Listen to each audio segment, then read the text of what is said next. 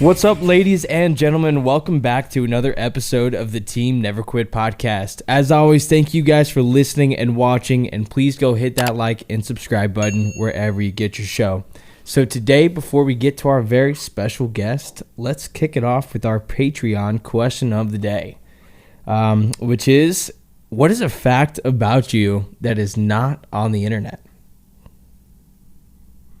Huh. Is that for me? It's for all of us. It's for all of All us. of All of us. us. Babe, Okay.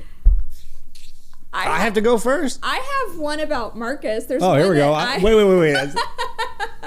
That's like a reverse pullout right there. Go ahead. Mine for you would be drama club. Yeah, make sure no one tells anybody that, though. Yeah. He was in drama in college and did really well, but a lot of people would never think that because he's this tough, totally alpha Navy SEAL, and he was in drama in college. So that's one of my favorite things about you that no one knows. I listen to classical music and I like the arts. That's awesome. Now it's on the internet. Thank you. All right, bro, you got one? Yeah. Man, let me think here. Probably when I grew up, I played ice hockey, pond hockey in northern Alberta, and that's all I did, man. Like I would get home from school and play hockey until my parents would scream at me, "Get the hell in the house!" And, that was it. That's all I did. I was a hockey nerd. That's awesome. So, speaking of that, do you want to just go straight into his story? You come from Canada, right? Can you just start back? We're real conversation Yeah, where'd you come style. from, man? Yeah, just tell us where you came from and a little bit about your backstory. Yeah. So I was born in a bodunk town called Heiss in northern Alberta, and it's just a bunch of welders and people working in the gas fields. And when I was in my first year of high school, we moved down to the States. My family had some friends from college that invited them to work at a security company in Utah at the point of the mountain, where it's now basically the Silicon Slopes of Utah. And ever since then, I've been there. I grew up LDS, so I did a Mormon mission in Brazil, and that's kind of what got me hooked onto traveling in the Latin culture, And when I got back, I started throwing events and parties, and that took a total shift in my life. So my whole 20s, since I hit like maybe a year after I got back, maybe a year and a half, 2 years after my mission, I just got heavy into drinking and partying. And How old were you when that started? Probably about 23 years old. Yeah. So did you grow up? You got brothers, siblings? You have any siblings? Yeah. I got 4 brothers and 2 sisters. What do they do? They are welders. My oldest brother, he works on computers. My 2 little sisters work for the foundation now. My mom and dad both work for the foundation now. And they kind of, I only ask because they're a history, because what you're doing now is not what you started into. Yeah. And that's kind of what my favorite part of life is the guys who get put on one path, and it's actually training for the one that you're in now, but you don't know that. Mm-hmm. And like when it's like I said, it's the best with guys like us, man. When you look at them, like, man, what do you do now? How in the hell did you even get into that? How'd you get into that? Yeah. Man, dude, like I was everything I do, I just go hardcore. You know what I mean? Like, so when I was drinking, I would round up my friends and just random strangers, and I'd be like, let's see who can go 3 days without sleep, just railing cocaine and drinking. And it got to a point where my health and my soul and my mental health was at rock bottom. I got a DUI. My event business just kind of went to shit. And I had an OD when I was in Park City, Utah. I mixed a few drugs that I shouldn't have and drank way too much. And I had this really powerful out of body experience. And it's something like, it's a very, very personal, crazy experience that it kind of changed me forever. And I went off to like kind of this hippie, everything kind of fell apart. Like a lot of my subscribers are messaging me right now. For example, 2 people that used to work for me, it was this lesbian couple, right? And Victoria murdered her girlfriend, Tani. So I don't know if you guys heard about the story. She stabbed her about 47 times. Oh my gosh. And she FaceTimed me and she was like, what do I do with the body, right? And this is all like after my DUI, and then I had to stay in Utah to go to this court case. And then somebody calls you for a body. Yeah, that's crazy. It kind of it stacks itself on top of itself, right? Yeah. It's like once one thing goes down, just that's nuts. Yeah, just one after the other. And I mean, this story is on basically every show on the ID channel where they'll have actors playing for me. I chatted with the mom of the girl who passed. She's like, hey, you can play your story on there. I'd like you to do that. But it's something where I look back now, and like you said, it's just like boom, boom, back to back to back. And I'm going through like this year period where I'm trying to quit drinking, right? It's a real habit. Like it was just from my culture, just working in music and in events. And so I did this thing where I said, I'm going to become a shitty vegan. It was just like my joke with my friends, right? I took away all of the drugs and alcohol, and I had all my liquor bottles. I washed them out, and I would do cold pressed juices. And I did like a 30 to 60 day juice fast. And I was vegan for a year, and I have some pictures online where you could see like my 30 days before I like adopted a deer. It was the wildest stuff I've ever I look back now, I'm like, what the hell was I doing, But it totally went sober. And I just started working for a few friends and making some pretty good money. A lot of the money was under the table, so I could pay off a lot of my debt. And then it came one day where I'm managing a friend's nightclub, and I'm totally sober now. And I'm just like, how the hell was I living in this? You know what I mean? Seeing people come in and spending $10,000-$15,000 on bottle service. And there was this one night where I'm like, I've been sober for a while, and I'm gonna take a little hit of weed.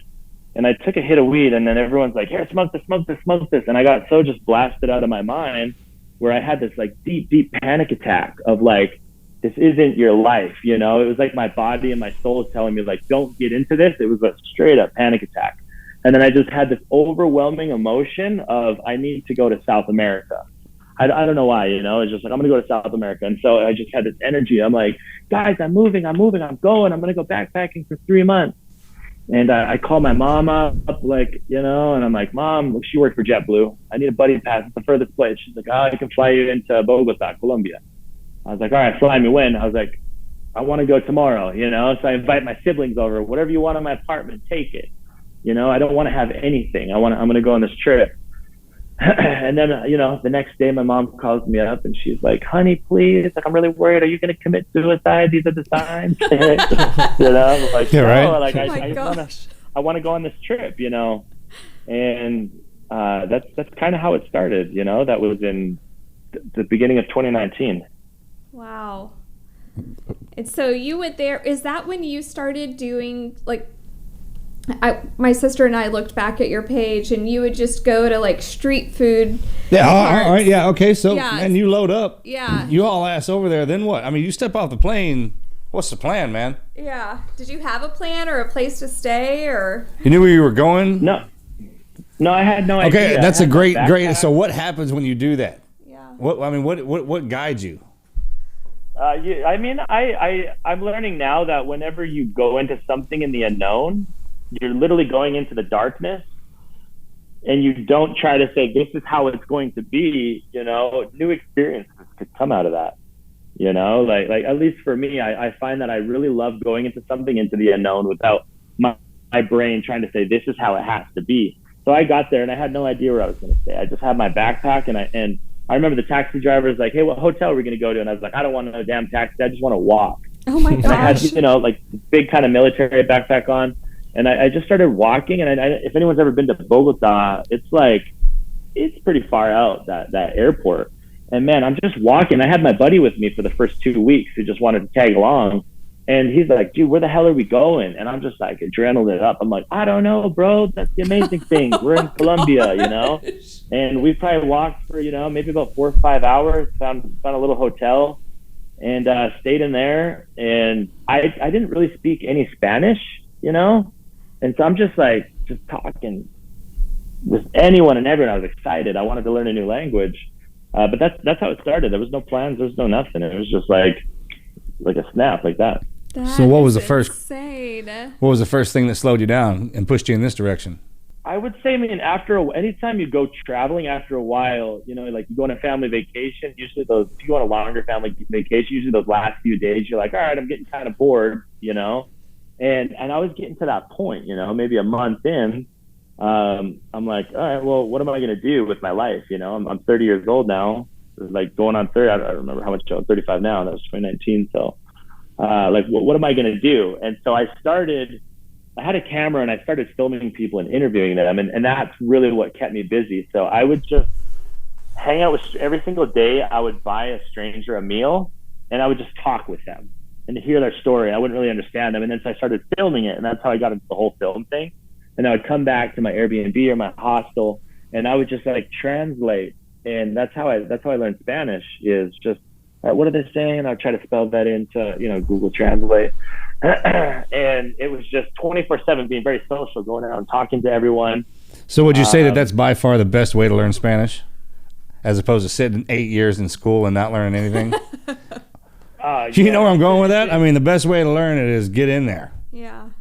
Yeah, get in there and find someone who doesn't speak your language. Because anytime I have friends come down there and want to learn Spanish, they'll find someone who speaks English, and then that'll be their comfort zone, right? They'll stop speaking the language. I'm like, well, why don't you just stay in California and talk to some Mexican down there, right? There's enough down there. Why come travel here to learn Spanish? You can speak English. It's really like just jumping into that culture, like full, head in. But I really to start helping. There was this one day that I was going to go edit a video at a Starbucks right downtown Bogota, and as I'm walking, this guy named Juan Carlos comes up to me, and it was kind of one of the first times where someone, normally, like when I was in California, Utah, if someone homeless comes up to me, 90% of the time they're looking for some type of drug. There's just a lot of drug addiction in the States, right? And down here, he's like, hey, can I work for you? Can I do anything? I want to work for you. He's a young, he's probably about my age.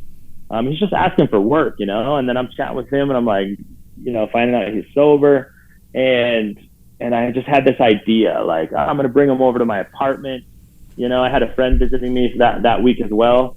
And he's like, yo, what the hell are you doing? I'm like, yeah, he's going to sleep here with us. With Juan Carlos, it's like an ongoing inside joke now with us.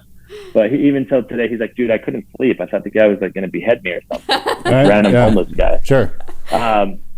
But yeah, so he's living in there. And then I'm like, dude, I want to figure out a way if I could help this kid move into his own apartment. It was just total like curiosity, something fun for me to do. And then so we went over to the store and I bought like a belt and this big plastic box, see-through plastic box. And we put this belt around his neck, and then we filled it up with cigarettes, because in these countries they'll sell single cigarettes, 25 cents. So we filled it up with cigarettes, and then in the middle was drinks, and then it was like little bagged chips. And I walked around with him, and I'm filming him, kind of documenting this. And we went into the bus stops, and people are buying it, and that's where I got my first high. That was the first time I felt a high without a substance.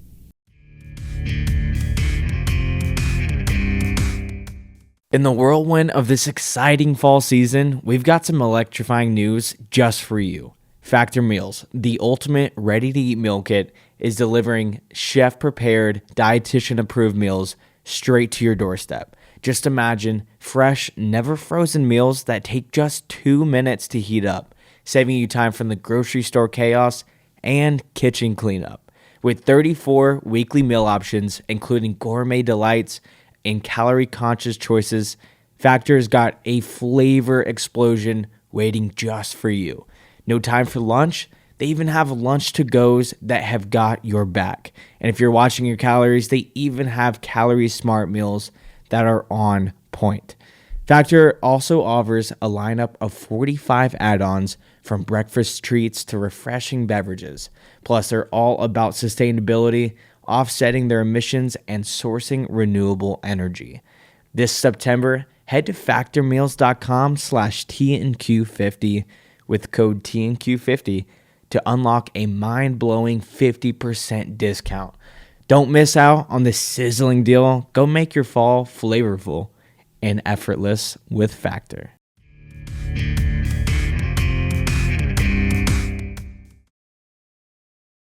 And to see that giant smile on that guy's face. And then he would come home night after night, let him live with me for a week. And he would hold come on, home and be like, look, I'll talk about that. Yeah. We've been talking about that lately. It's called catching a feeling. Is the best way I can describe that. Yeah. I think there's two ways I've seen it. Have you ever tried to, like when you go to start something, it's complicated. You can't get it. You're kind of failing at it, but you know you can get good at it. And you see something in it that's going to teach you something. So you kind of start laughing about it. And that drives you. You're like, oh, I see that. That's like that's called catching a feeling. Also, the other day we were handing out. I was working, and we were passing out food. One was like, "Hey, I got a birthday cake here." Somebody pulls up, and we were passing out food at the mission. Like, "Hey, if anybody needs this birthday cake, make sure you pass it out." And I was like, "Yes, ma'am, roger that." Hour or so goes by, and finally this car pulls up, and this lady, lo and behold, she's like, "Hey, did y'all happen to have a friggin' birthday cake?" And I was like, "Yeah, we got one, man." She just asked for it. Marcus passes out food every Friday for our church. Yeah, so. and I mean, the look on her face. I mean, when women get real happy, they start laughing and clapping uncontrollably. They can't help themselves. They would start dancing, and their body starts shaking. So I love that. So now I go around looking for the opportunity to catch that feeling, because it gives you that tingle up your spine. It was something about it. Yeah. Something about watching somebody get in pure happiness and joy kind of lights you up. It's a byproduct, I think. It's one of those natural occurrences that happen that we don't ever talk about. Yeah. I've never heard anybody have a conversation about it. So that's what you felt. Yeah. So when you felt, I was like, hey, man, I know what that is. I look for that. Yeah. It's an amazing high, man. And when I felt that, I never knew like that was going to still become this. I wasn't on TikTok at that time. I called it the pedophile app, even though my sister was like, get on TikTok, post all this stuff on TikTok. But I wanted to do something with it, right? Like I saw a group of Japanese guys walking. I was in Medellin. I saw a group of Japanese guys walking around town. No one speaks English. They're just like doing their thing. And I'm like, what the hell is that? Like I was in a ghetto area. And this guy was like, oh, well, there's actually this guy from Japan who like came down to commit suicide. And then before he did that, he went and walked around Colombia and spent time with really, really humble people. And this guy comes from a lot of money in Japan.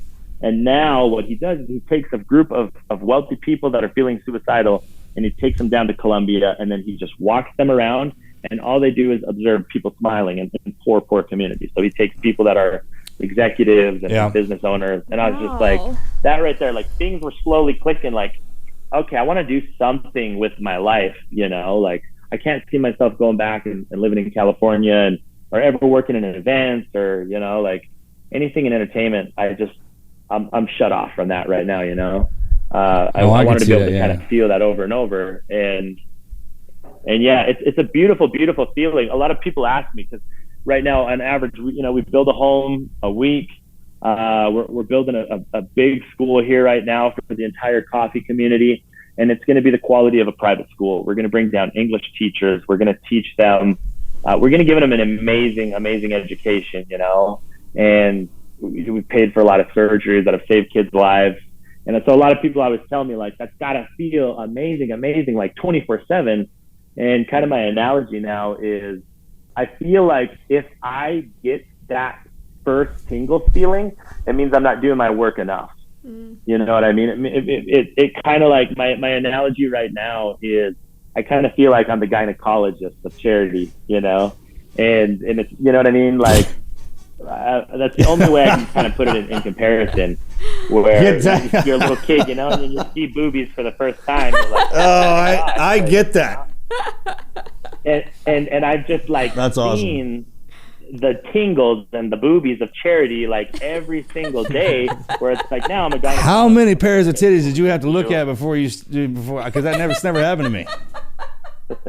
I'm sorry, man. I'm just rolling on your joke, dude. Go ahead. Yeah, it's hilarious. A lot.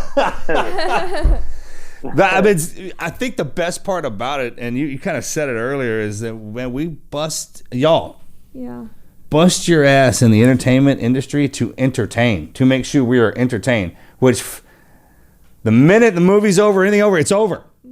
The show. It's over. And everything we do, it's like a flash of a second. And I mean, I've been there with y'all, watching in the City of Angels up there, man. Yeah. And everywhere else, watching y'all entertain, or we're watching us entertain ourselves. And then once you kind of shift your gaze over to what you're talking about, I mean, you're entertaining them, yeah, but you're giving them something to. You're changing their lives. Yeah, where they can grow and like you said the education part's the biggest thing, where they can communicate, do all that. Yeah. That's key, man. And catching that feeling, it's like a drug you've never experienced before. It's almost as if when we're on the other side, you got to take those drugs to keep you focused on it, because you're not really supposed to be doing it. And then the minute you started focusing on what's really important to everybody, you can feel it on the inside. It's a natural drug. It's almost like those drugs are already implanted inside of us. And the minute you're supposed to do something you were meant for, you activate it like human-wise, it sets that off. Feels good. So you've gone from being able to help Juan Carlos with one, What's that dude doing now? Yeah, did he get an apartment? He did. He moved into an apartment, but I went back to Colombia recently because we went to go buy some. We have a toy factory now in the Amazon, and so I went and bought the machinery in Colombia. They have a factory that makes the actual machines, and I spent the whole week trying to find them, and I can't find them. So maybe one day I'm gonna find Juan Carlos. I hope you can. I don't know where he's at. So you went from that, like that was your first experience, to now you're actually building a coffee farm and a school and all of that. That just has to feel. Yeah. So how's it work? I mean, every time you do something, do you pick? Not you do good, but do you take something with you, like a human? Like you pick up a friend that says, "Hey, man, I'm with you on this." Because bonds are formed through adversity when you're helping people. Mm-hmm. So I know you got to be meeting a lot of great people. Well, is that how you met your? I don't know if you're married yet, but you have a child with. Is it your girlfriend, or are you married? We're basically engaged right now. We've been trying to get married, but I'm basically engaged, huh? Let me give you a piece of advice, Paz. Yeah. Just from one bro to the other. I'm actually. Well, just from one brother to the other, man. Yeah. That's awesome. No, it's a funky pickle right now because I have dual citizenship. Oh. And my paperwork for my American citizenship was lost. And because I haven't lived in Canada, I have no ID, no passport from Canada. And my paperwork was lost. And I went, and it's like a year and a half to get that paperwork back. There's no office, no phone number. It's this random ass thing. You have to wait for a year and a half. And then they randomly send you a letter and says, you have 48 hours to go in for an interview. And I went and did that. And then my parents moved addresses and they found it. And they're like, hey, I got this thing 2 months ago. It expired. So I was just like, oh my gosh. So we technically can't until I can prove. I can't even get my baby a U.S. passport right now because I need to show proof of citizenship in the United States. Oh like gosh. 2 forms of like not just a passport. So anyway, it's kind of a pickle, but we're working on it. That's how the good Lord works, man. He wants your butt right there, I guess. But is that how you met her, through your acts of kindness or acts of works? I met her in her mom. It was during COVID. So the day I crossed the border from Colombia into Ecuador, the very next day was COVID. And that's actually how Murph's life really started. Man, I felt like I was on that old movie, War of the Worlds. There was like people going up and down the street saying, get in your house, get in your house. And I'm like, what in the hell is going on? So I was stuck. Yeah, so what's that like when everyone in the country that you're not from is freaking out? Mm-hmm. It was a trip, dude. It was a trip. But that has to be wild as hell, man. If I think about it that's a war perspective. Mm-hmm. It was insane, man. I've never been to war. I've seen a lot of documentaries, heard a lot of stories.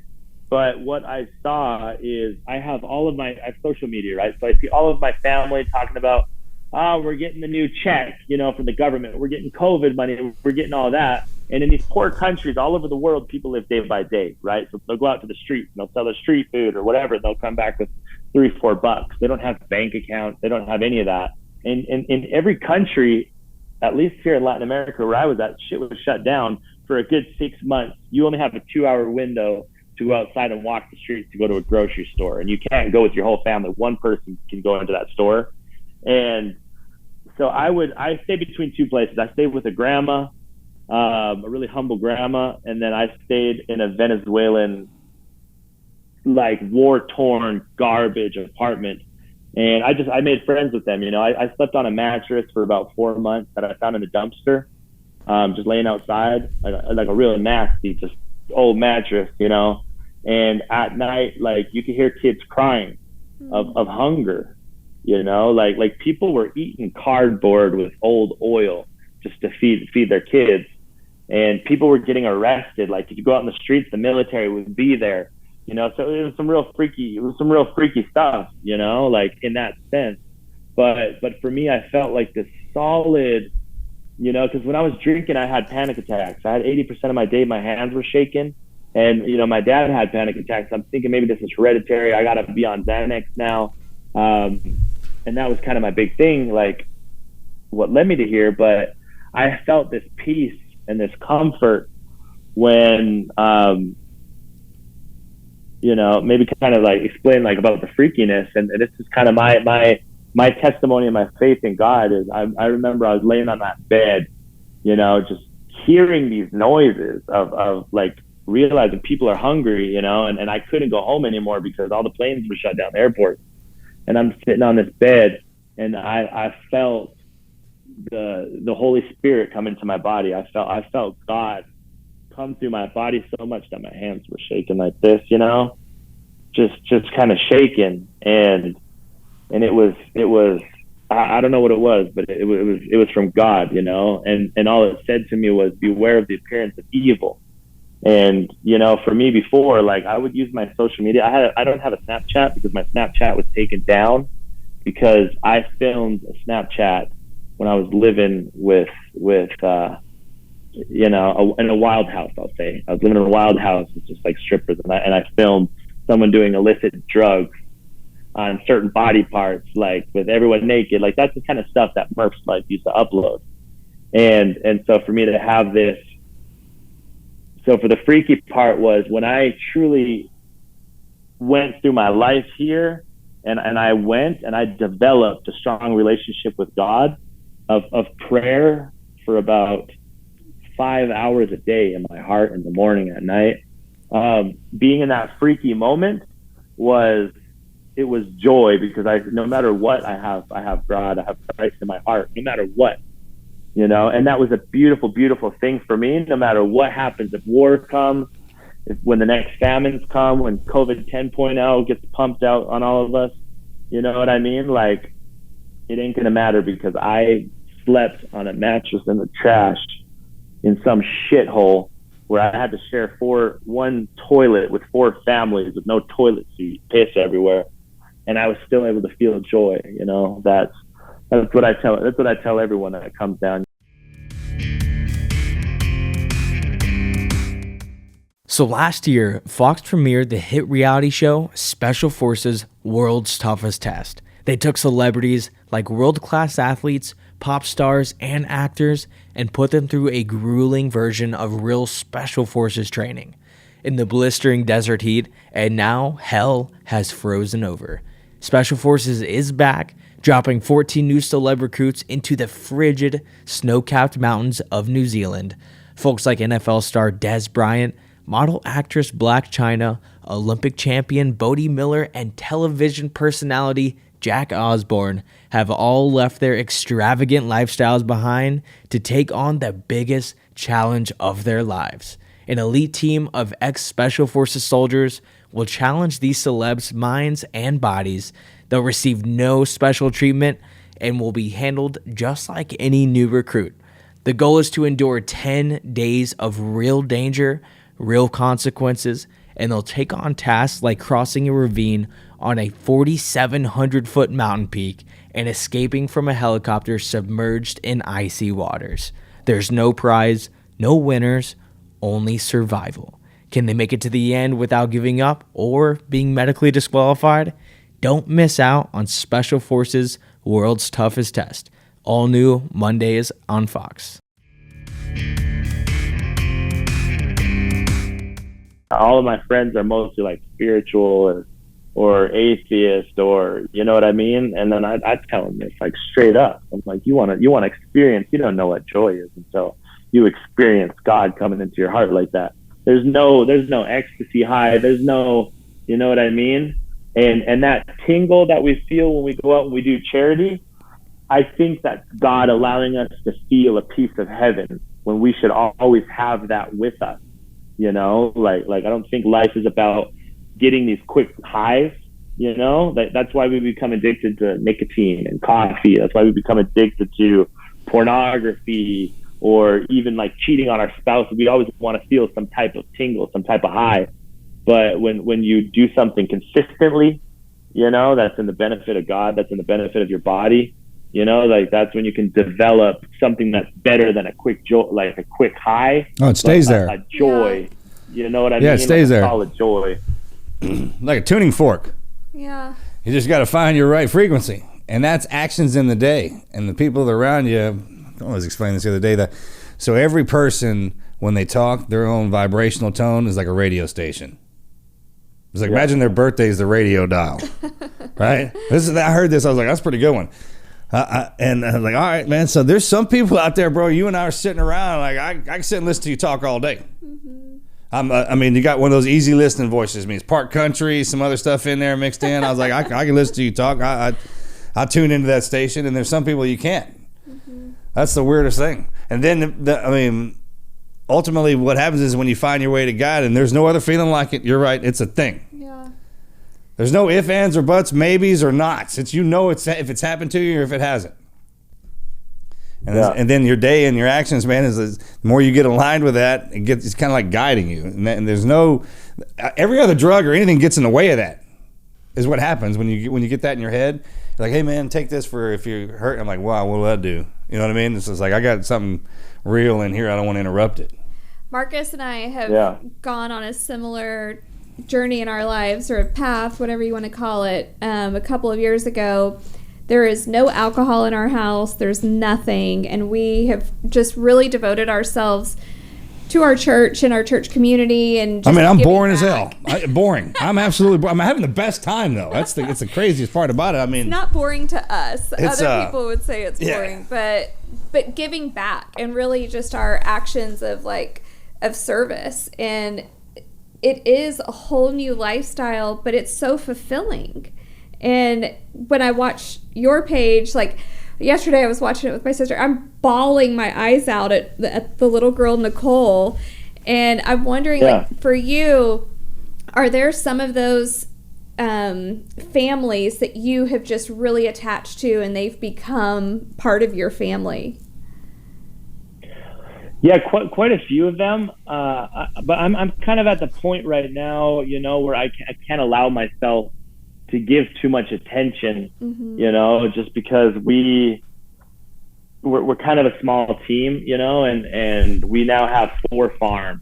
And I usually just upload the videos of people. I don't show too much of everything that we're building around it, which I want to change that, you know. So I hired a new camera guy coming in tonight. But it's like we're building out 4 farms, and every farm has like a mini resort with like restaurants and Airbnbs, you know, rentals. And then those farms have certain food on it. You know, we have about 1,000 avocado, lemon, lime trees. We're going to put in about 11 fish farms, hopefully by next week.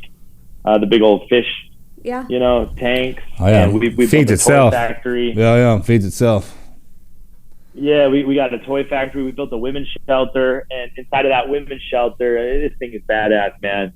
And I never would have thought like I was going to build a women's shelter, but it's little things like that where it's like, okay, you know, like every single morning you know, in my church, it's like, it was a very, I don't really go to a church right now, but when the church I grew up in, that'll always be a part of me. It's more of like a very like kind of quiet, you know, like feel the spirit kind of thing, you know, but I'm always around. We're kind of like byproducts of who we're around, you know? And so in Latin America, it's like a lot of like, hallelujah, like the blood of Jesus Christ kind of thing, you know? And I've never seen that. So sometimes when I'm in the shower, I like that energy. So I'll just be like this, you know, and I'm going to be like God, Jesus Christ. I'm not the one with the most faith. I probably have 1% of faith. I probably have 1% of faith, but I know that's enough. You're going to show me what to do with this money. You're going to show me what to do. Thank you. And I'll just kind of like give my prayer like while I'm in the shower. And hey, brother, don't feel bad about that, man. Don't feel bad about that. I think there's some people down here that can just do that. Yeah. Like they can do the hallelujah, hit you. I mean, it's not that I do that too. Yeah. I mean, hey, when no one's looking, I'm like, God, thank you very much, hallelujah. But for whatever reason, when everyone's around, and I'm not trying to keep, it's not that I'm trying to hide it. I just shift gears. I'm like, you know, some people aren't, we can be as full of the Holy Spirit as you want, man, but I don't hit you like that. Yeah. I come at you a different way. I understand that. I've seen that. I think for a lot of people too, there's nothing wrong with that. About that, I think it's really good to have like a personal Sure. You know what I mean? Yeah, like balance. A personal relationship. Yeah. You know, like if everyone has a personal relationship with God in their closets, right? If everyone like fasts by themselves without like pushing that out in public, you know what I mean? We don't need to be out in the streets and like screaming and yelling and having these megaphones and microphones. Yeah, exactly. We just go out that and scares live people. in harmony. Yeah, it just scares people. You know what I mean? Live in harmony with people's different beliefs and whatnot, you know?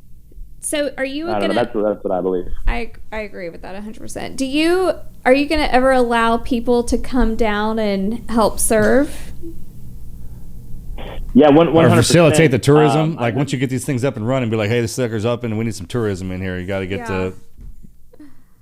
Yeah, 100%. So I have some pretty big plans right now. I don't want to just be doing like small video. Like, you know, I recently did a few videos. Like usually once a month, I'll put out a quick one. You know what I mean? Where like, here's some cash, here's that.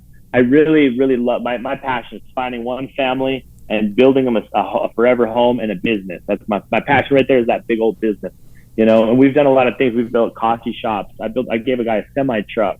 One of the families I lived with during the pandemic, I bought him that big ass semi truck. And this guy used to haul me around during the pandemic. He used to haul me all around. He would take fruits because they were the only ones, you know, delivering food. So he'd take fruits from Colombia, drive to the border of Peru. He'd be going to Guayaquil. And I'd be hiding in that bunk bed, you know, while the military are stopping all the vehicles looking. And I would just hide in the blanket, you know what I mean? Like a little kid. And these were the little things, you know, where before I'm like, you know, I always go back to God because it's a real thing for me. And I'm never afraid to say that, you know, even though I have like a horrible cussing mouth, you know, I'll be like, motherfucker right here. But I have God, you know?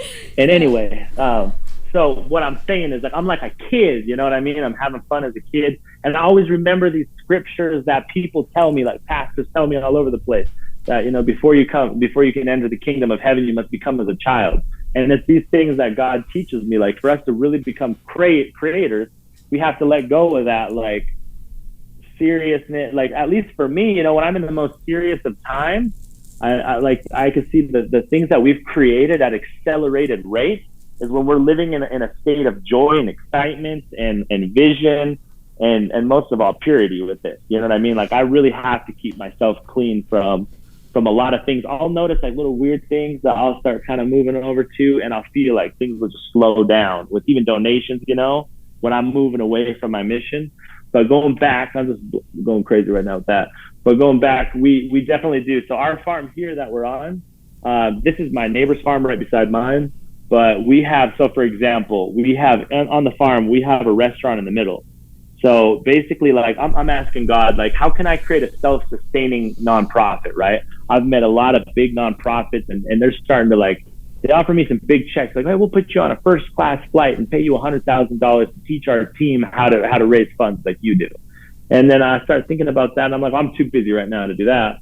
But I think about, like, how can I make my foundation sustainable? I take a family, and I'll build you a house, and I can send your kids to school, and I'll give you a business. Like the man on the semi-truck went from making $380 a month to this month is bringing in about $4,000. Wow.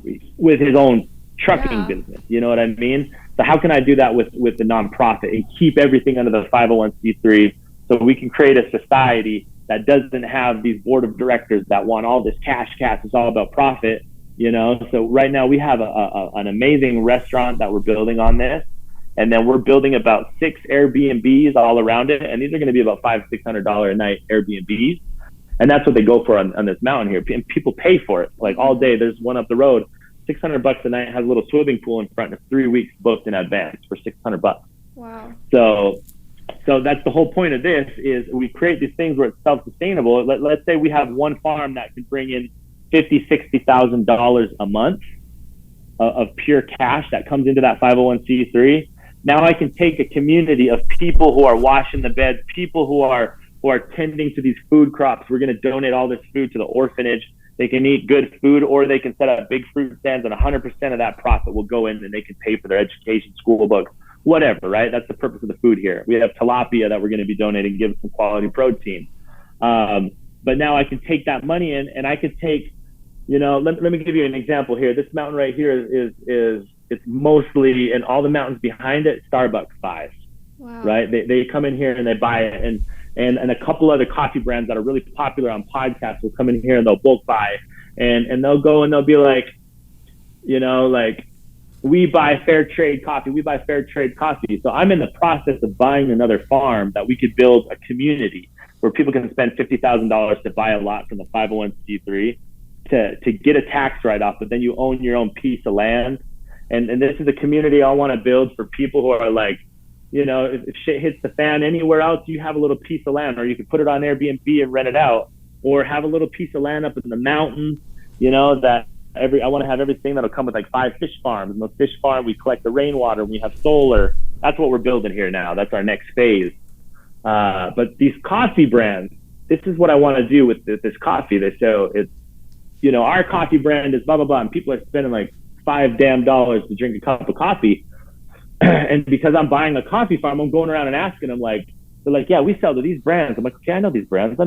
And I'm writing it all down on my phone. Well, how much coffee can I get from about an acre? Okay. All of my notes, I'm doing my research before I make a purchase like this. How many workers do I need to have? So someone here for about 182 manzanas, which every manzana is 2 acres. So what is that, like 364? 364, you can hire 40 people. And we sell to these brands. And if you sell 100-pound coffee bag, you could sell that. Like right now, you could, if it's the best of the best, you could probably get $150 to Starbucks, or $120 to these coffee brands, that are all in California and shit like that. Life is full of uncertainty, but you can secure your family's future with Policy Genius. They simplify the process by allowing you to focus on your loved ones. Don't rely solely on work insurance, because Policy Genius offers flexible options that'll stay with you over the course of your whole life. I'll share my story. So getting life insurance was so incredibly easy with Policy Genius. I was able to explore all my tailored quotes from all the top insurers in no time, ultimately securing my family's future. Policy Genius offers life insurance starting at just $25 a month for over $1 million of coverage, with some policies even providing coverage within a week and no unnecessary medical exams. With their thousands of 5-star reviews on Google and Trustpilot, the volumes speak for themselves. So your loved ones also need financial security, and Policy Genius is the smart way to get it. Go take action now. Visit policygenius.com or click on the link in the description for free life insurance quotes and potential savings. That's policygenius.com. Go secure your loved one's future made easy. And I'm like, okay, like how much, if I buy this farm and I'm taking over, how much do I have to pay them? And they go, we only pay them $150 a month. Yeah. That's all you got to pay them, $150 a month. And this shit here is a straight up mountain.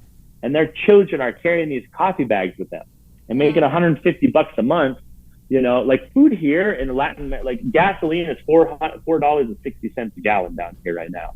I mean, depending if you want super or regular, it's like almost California prices. Yeah. Food is maybe 10% cheaper in a grocery store than it is in a Walmart in the United States. Eating out is cheaper because you don't pay people shit down here in these countries, going to the dentist is cheaper just because, like, labor, you know what I mean? That's down. So I'm thinking about it. I'm like, this is a damn scam we're living in right now. All this like, So I'm excited. I went from one family, Juan Carlos, now to helping out families. But now I want to take these coffee brands, and because I'm not the CEO, I pay myself right now $6,500 a month. And that helps me travel the world and lets me live beautifully. And this was actually my first month I ever paid myself. I gave those first 4 years to God, and all I did was just cover like my basic expenses. My wife yelled at me, "We have a damn baby. We need to feed them. Oh, yeah. If you die, what the hell am I gonna do?" Yeah. That's how they That's get you, the whole man. point. If they Now got that baby thing, they can get you every time with that. I didn't know. They got me on that one too. Yeah. What's up? Yeah, you gotta do something for them. Yeah, That's the whole point of these farms now. That's where I'm shifting Murph's life. Is we take stories like Nicole. Yeah. We raised about $200,000 with Nicole's story, And we were going to get her medical stuff taken care of, build her a house, and then build her a school right in front of her so she don't have to walk 2 hours a day. That school is going to cost us $500,000. But people came in now, like the big donors and stuff and brands, and we got that covered, you know. But it's things like that where we can raise on average $100,000 per fundraiser.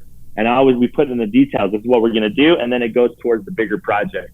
And so right now we're just working on really rocking this farm here. This is going to be the model, and then I want to take this and do $4 or $5 million fundraisers. With $5 million, we could buy this farm. We could hire out 300 people, Airbnbs. You guys can come stay at these Airbnbs, and we'll book it out for volunteer programs. You do like a church mission trip. Yeah. On average, it's $2,000 a week. You know, so imagine we bring out 40 people a week. We talk to a bunch of churches or even non-religious ones where they come down, and they're helping us like build all the houses for the people and all that money. For me, it's just like, what if I could pay people a U.S. wage in a poor country? That shit's never been done before, you know. So that's what gives me the tickle right now. Yeah. You know, like I want to see if I can do that. How do you select the families who start in the middle? Well, I don't understand. Like in the restaurants, when you first start out, how do you start that? How do you find the people? How do you find the people? You just, they're just, everybody wants to do this. I'm curious as to when you come in, you sell this. They're like, hey man, this sounds like a good idea, or how's that work? Like the people I help? How do I find the people I help, or what? The people that you help. Yeah. How do you find the people that you're helping? I walk around like a crazy person all day. It's what I love to do. All right, that's exactly how I thought you did it. Yeah. Yeah, I like to walk around really poor areas because they won't recognize me. You know, sometimes in the city they'll be like, "Hey, that guy from TikTok, we're getting," you know. But I like to walk around really, really poor areas. Sometimes I'll look on Facebook down here because people will go in and make videos. Like it's kind of popular down here, and they'll show like these crazy stories, you know. And for example, with Nicole, so when I came down here, I met up with the president of El Salvador, Nayib Bukele. He totally changed this country, put everyone in MS-13 and 18, they're all in prison. And it's the safest country in Latin America by far right now. But through him, the first lady, his wife, Gabby, she has a program called like the well-being of our country. And it's all about charity.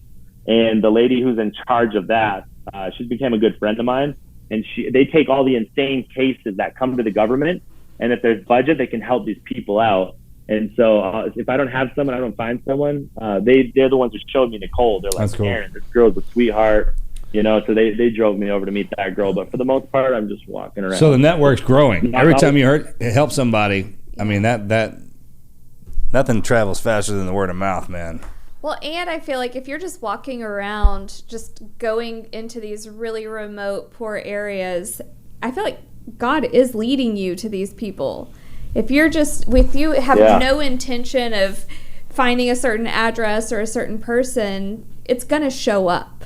It will show up for you if you're just going to walk around and take that leap of faith. And you might reopen the Amazon, brother. Get that thing moving again. Yeah, it's cool.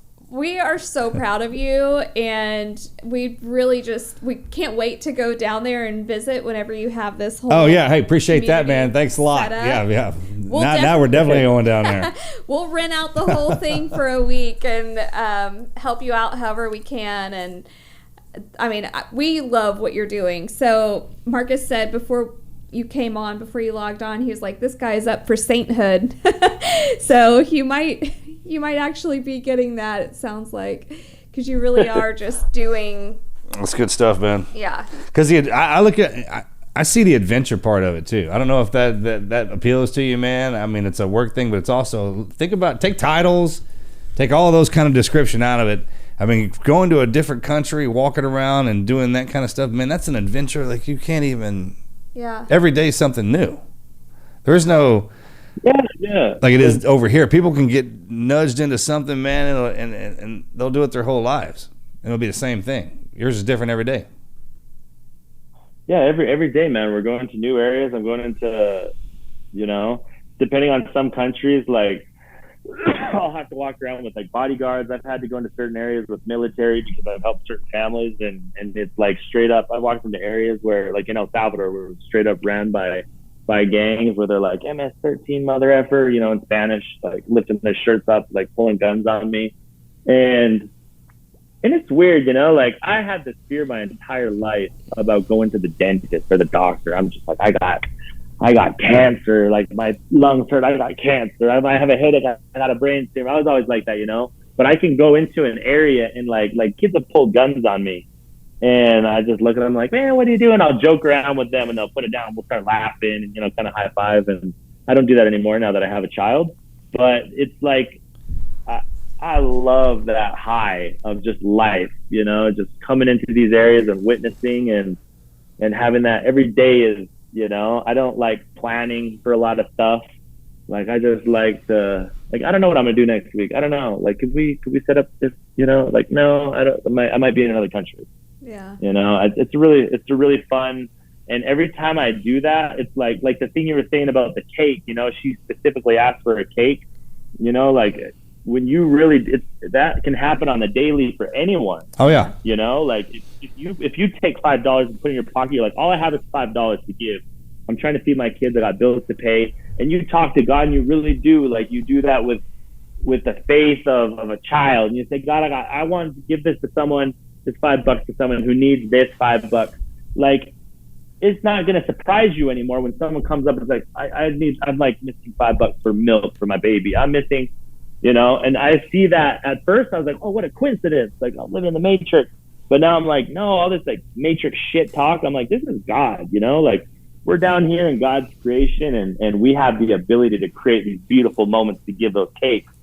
Yeah. To people every single day, you know, every single day. We just got to clear the clutter of what the internet and fucking politics are pushing in our faces and the news and all this fear shit, you know. It's like we can be in a place to really serve people and serve God. And it's nothing about, I used to look at charity as like, this guy's just in it for the money or like you just want to look good or all that shit. Like, no, dude, like this is a beautiful thing. And I think it's going to open up a lot of career paths for people. And there's a lot of work to be done. And there's a lot of change that needs to happen in our culture. There's a lot of greed that we need to get rid of. And I'm excited to be able to create now brands and to create places where people can come down and stay and to witness that money, you know. And I have some people from my team and I have some people that want to come in with, you know, throwing big numbers like, oh, what can we do with $40-50 million now to build you a brand? My gosh. And I look at it, you know, and I think about that and I'm like, and I went down, I'm like, I don't want none of that money, you know, because I told God that my only boss now is going to be God. I'll always have one boss, you know. Who do I look up to? I don't ever want to have someone who wants to have commissions and stuff, you know, like I want to be on my deathbed, however that's going to be, whether it's going to be from old age cancer, if I'm going to get gunned down one day, like I don't give a shit how it's going to be. I just ask God that as I'm lying there dying, I want to feel a great joy and a knowledge that I built all of this with society. I've created a portal for God, like a beacon of light for people to know, to open up the minds that we can, you know, create things in this life where people can get paid honestly and decently. At Navy Federal Credit Union, they're not just about service, it's who they are.